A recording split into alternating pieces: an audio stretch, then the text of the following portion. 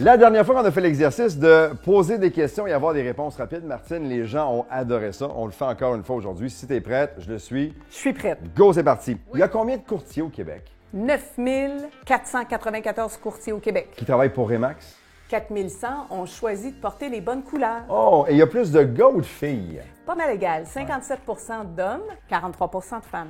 Corrige-moi si je me trompe, mais on dirait qu'il y a plus de filles qui débarquent dans le milieu, puis je trouve ça le fun. Hey, moi aussi, j'ai remarqué ça. J'ai hâte de connaître les prochaines statistiques. Il y a combien de propriétaires versus de locataires? 61 des résidents au Québec sont propriétaires OK. et 39 sont toujours locataires. Le prix moyen d'une maison ici, ça ressemble à quoi?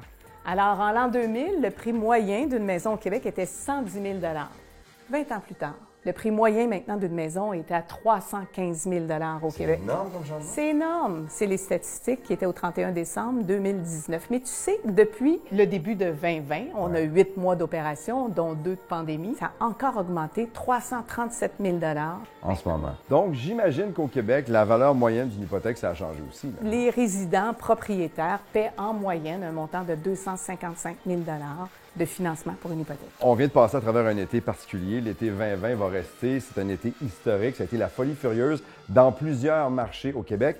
À Boucherville, année historique. Mois historique aussi, juillet. Je te donne un exemple.